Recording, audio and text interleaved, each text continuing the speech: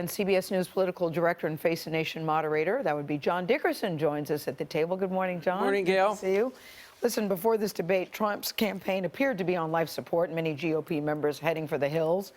Do you think that has changed today? Reince Priebus is quoted today saying he thought Trump had a very good night and actually won the debate. Yeah, well, he has to say that. He's the chairman of the Republican Party, or he has to go with the people leaving who were fleeing the Trump campaign last week. The fact of the matter is all the things that caused them to flee still exist. And what exists is not just the audio, but in Republicans I've talked to, is that it is the latest in an example of his volatility, that it's unpredictable, and that he's going to hook other Republicans up to that unpredictability in this campaign and then also as president. Will there be more defections today?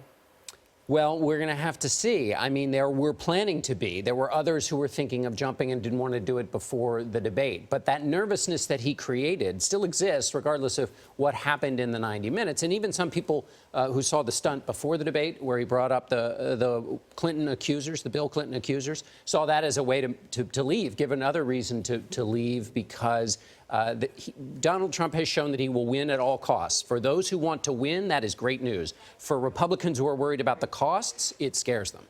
One thing it has accomplished is there's not been the appropriate amount of conversation about her leaked speech. Can that become a big issue? Well, if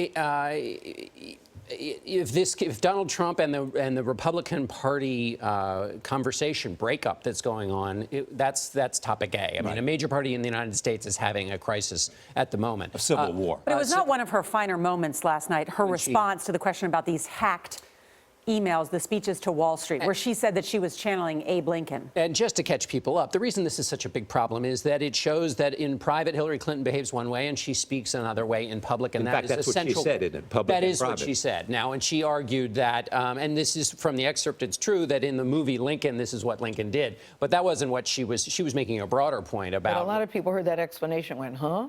Yes, they didn't find it a compelling explanation for why you can't say in public what you'd say in private. Although, you know, again, the public-private conversation right now is going on about Donald Trump. We talked a little bit about this last night, that the treatment of women has now become a central focal point of this campaign. Donald Trump's treatment of women, he then tried to make it about Bill Clinton's treatment of women. And we learned from the Washington Post overnight that not only this Facebook Live stunt, but that apparently Donald Trump and his son-in-law and campaign manager tried to have these Clinton accusers sit in the family VIP box so that they would be staring Hillary Clinton in the face. And maybe have to shake hands with Bill Clinton. And maybe shake hands. Right, exactly. And so people before this debate, some of them, Mike Pence, the running mate, said he wanted to see Donald Trump show his heart.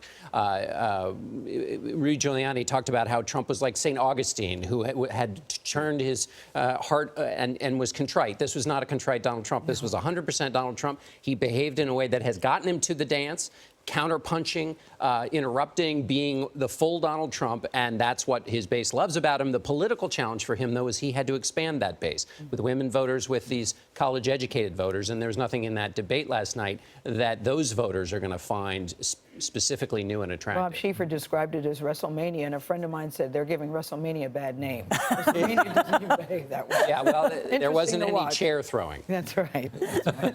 Yet. Yeah. Oh, yeah, that's right. One more debate to go. That's right. John Dickerson, how you feeling this morning? I'm feeling like I could go every day with only 45 minutes of sleep. Well, you wear it well. Welcome to the club. Thank you.